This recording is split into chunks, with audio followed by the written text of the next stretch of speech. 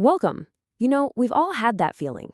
You have a fantastic session, a real breakthrough moment with a patient, and then they walk out the door.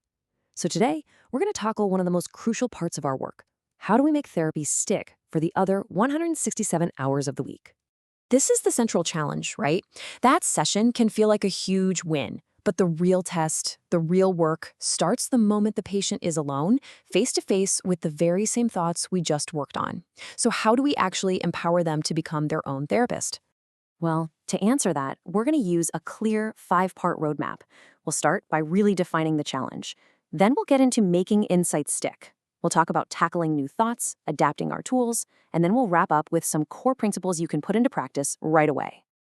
Okay, let's dive right in. If we're going to equip our patients for the real world, we first need to get crystal clear on what they're actually up against. You'll find they run into two really different kinds of automatic thoughts between our sessions. So on one side, you have the familiar thoughts. These are the ones we've already identified, maybe even evaluated together in session. But then you've got the novel thoughts. These are the new ones that pop up out of the blue. A solid strategy has to plan for both. We need to reinforce the work we've already done, and we need to prepare them for the inevitable curveballs. So let's start with those familiar thoughts. Our first line of defense is to make those in-session breakthroughs tangible, something they can access anytime, anywhere. And the simplest and honestly one of the most powerful ways to do this, good old-fashioned therapy notes. This single question, is one of the most powerful tools in our entire toolkit. After you've worked through a thought with a patient, you turn to them and ask this. Getting them to summarize that new adaptive response in their own words is the first step to them really owning it. It's not just a summary, it's a genuine act of empowerment.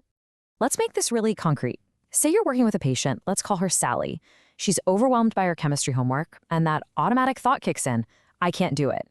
So in session, we use our Socratic questioning, we explore it, and we guide her to a more balanced and realistic way of thinking. And here's what she comes up with. By summarizing it herself, Sally has literally created her own cognitive tool. We have her jot this down on a therapy note, a coping card, whatever you want to call it, and suddenly it's this simple, powerful, portable anchor she can pull out the second that old thought starts creeping back in. And these notes can be so much more than just responses to thoughts. I mean, look at these other examples from Sally. They can be behavioral assignments, focus on what I need to do right now. They can be reframes for specific situations. They can even be simple, grounding reminders about just tolerating tough emotions. Now, here's a great little pro tip. Remember, the format has to fit the patient. Not everyone's a reader. For some people, hearing these takeaways can be way more powerful. So you can use the last couple minutes of a session to have them record these notes on their phone in their own voice. It's incredibly effective. Okay, so we have a solid plan for the familiar thoughts. But what about those new ones that are guaranteed to show up? We have to equip our patients to handle those novel thoughts, the ones we haven't even talked about yet. I mean, this is the whole point of our work, isn't it? Our ultimate goal is to make ourselves obsolete. And the key to that is giving them a structured tool that walks them through the very same evaluation process that we model for them in session. And here it is, the classic thought record. Look, it's so much more than just a worksheet. It's a structured conversation with yourself. It takes that swirling, overwhelming storm of thoughts inside your head and externalizes it into clear, manageable steps. It teaches the patient how to look at their thoughts instead of just from them. Let's go back to Sally and see it in action. She used the record when she was feeling anxious about asking a classmate named Bob for coffee. Look at that initial thought. He won't want to go with me. She believed it 90%, and her sadness was at a 75%. But then, she does the work. She goes through the steps, develops a new response, and look at the outcome.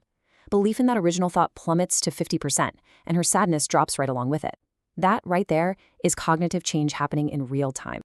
Now, the thought record is an absolute cornerstone of CBT. It's a workhorse, but you and I both know in real clinical practice, one size never fits all. It is absolutely crucial to have other tools in your toolkit. For some people, that multi-column thought record can just feel daunting. Their eyes glaze over. And that's where something like a testing your thoughts worksheet can be a lifesaver. It's a much more direct question and answer format, making it way more accessible for folks who might get overwhelmed by all the columns and percentages. Now, this is so important. When a patient comes back in your office and says that homework didn't help, that is never a failure. It's a stuck point. It is pure clinical gold. It's data. It's an invitation to get curious and go deeper. Is this thought maybe pointing to a core belief? Was the evaluation too intellectual? This right here is where our real work as therapists begins.